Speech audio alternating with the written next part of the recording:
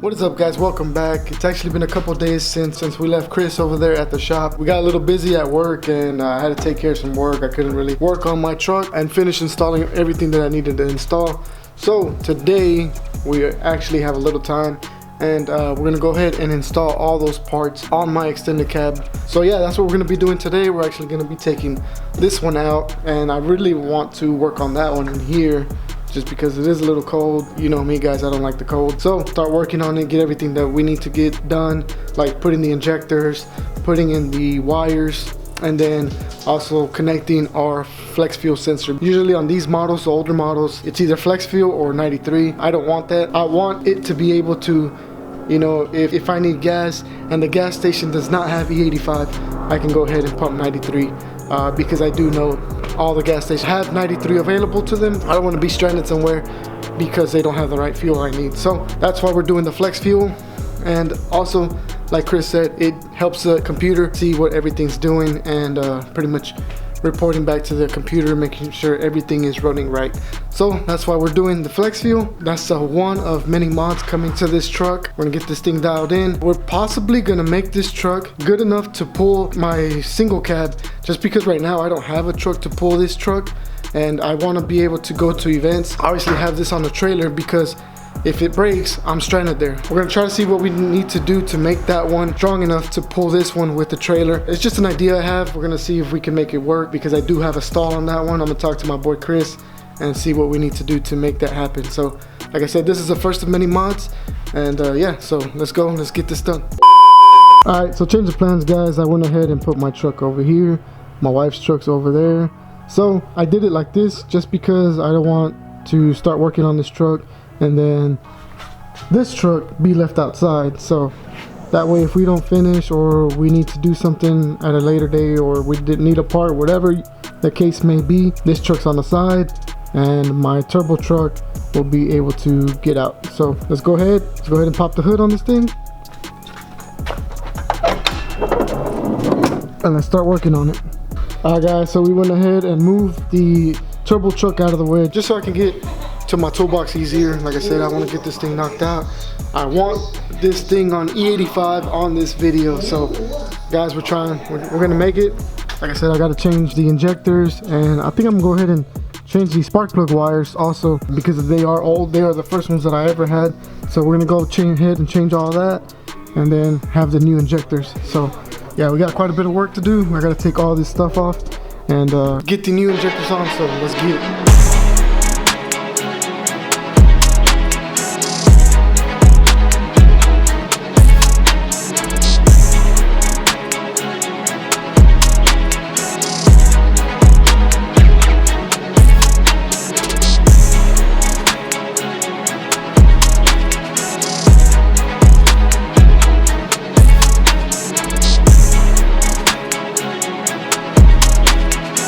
Fast forward a little bit, we got the intake manifold off.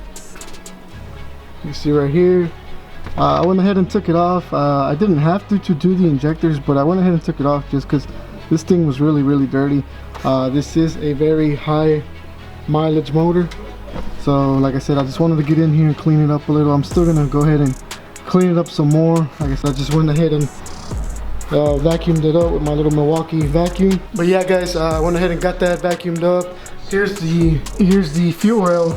These are obviously the old injectors that I got on here right now. But yeah, guys, pretty much if you needed to just change the injectors, all you needed to do was remove this. But I went ahead and removed everything just because I wanted to go ahead and make sure everything was cleaned up. Like I said, it is a high mileage motor. You know, you get a lot of dust and debris in there. It did have a lot of leaves from sitting outside. Yeah, it's just one of the things that happens. So now we should be able to change the injectors much easier on this thing now that everything's out, and then we'll just put it in as one piece. And I don't know, I do have the manifold for my other truck, which is right there. I'll probably give my buddy Chris a call, see how hard it is to put that one on, because I do know that one is a whole lot better. If we can put that one on and we don't have to do much modifications, we'll go ahead and throw that one on. Well, that's where I'm at right now. I'll catch you guys in a little bit, and I'll show you what I did.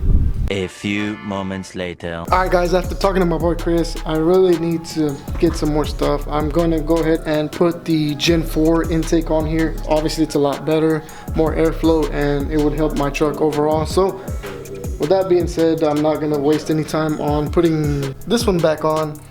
I'm going to go ahead and put the Gen 4 one on. So yeah, that's what we're going to do, guys. We're going to go do that. We're going to go get with him, get everything we need, and then hopefully we can get this back on. And when we get it back on, it'll have the Gen 4 intake manifold on here. So I think it'll look pretty cool. Obviously, it's for more performance and everything like that. Better airflow and everything. So I think it'll be pretty cool. And then we are going to do the E-fans on this thing. So it'll all go like if it's supposed to go. So yeah, let's go ahead and drive out to my boy Chris's shop so we can get that list.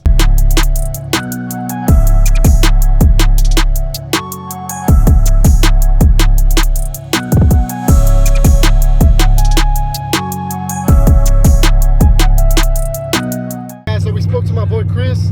He told me what I needed, and we're on our way to AutoZone to go pick it up. And yeah, so let's go pick this piece up. I believe it was a fuel filter for a Corvette style, so that's what we're gonna go get. Let's go.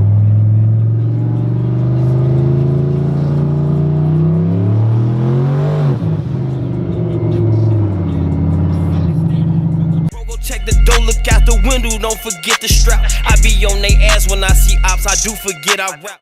Alright guys, I went ahead and got the intake manifold off of my 2007 GMC Sierra, all cleaned up, and then this is the old one off of the 2000. So yeah, you can see quite a bit of difference. This one's a lot bigger compared to them. Put them together, so you can kind of see the difference there, guys. Yeah, this one is a lot smaller than this one, so obviously this one's going to do a lot better as far as getting more air into it. So that's why we're swapping over to this one. Obviously want to get more horsepower.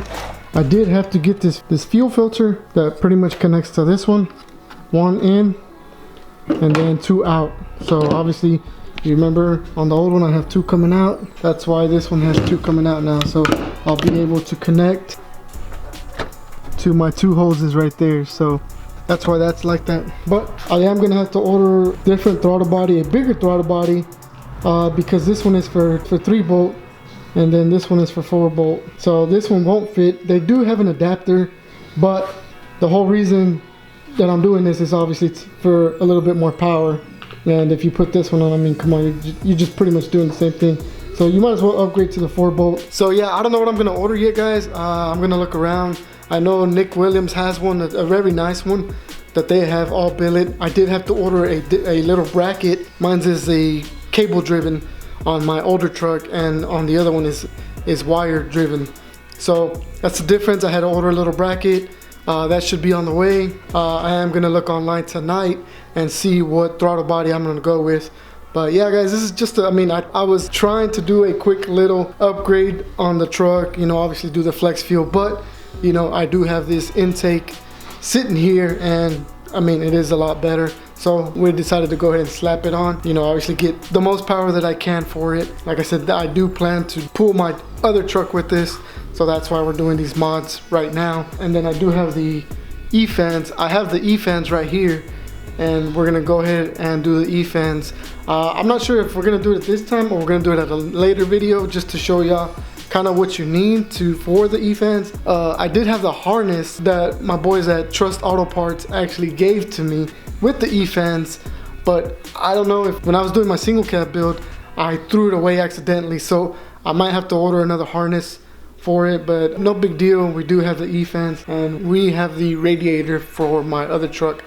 So we're gonna get these things going, and yeah, we're gonna make a nice little cool little truck out of that extended cab, and obviously make some good power. We're gonna get ready for the supercharger hopefully later on, and yeah, we'll get that thing going, guys. I am kind of going more towards for like an LSA style supercharger, or you know, something along that line. I don't want nothing crazy, just because it is going to be my little cruiser on the weekends, and the times I can't use my turbo truck. you know, because I still want this one on street tires. But go ahead and comment down below, guys, what kind of wheels should I get on this truck? I did put a post up on my Instagram. A lot of people were telling me Cosmes, Welds, Bogarts, and 4G Autos, Intros. I've never, honestly guys, I've never had a truck with big wheels. Actually, the stock 20s that I have on my extended cab is the biggest I've ever gone. I'm not saying I don't like them. Yeah, they look cool, but you know, I just never got into that, you know, never got into the big wheels and all that. There's a ton of trucks out there that look awesome.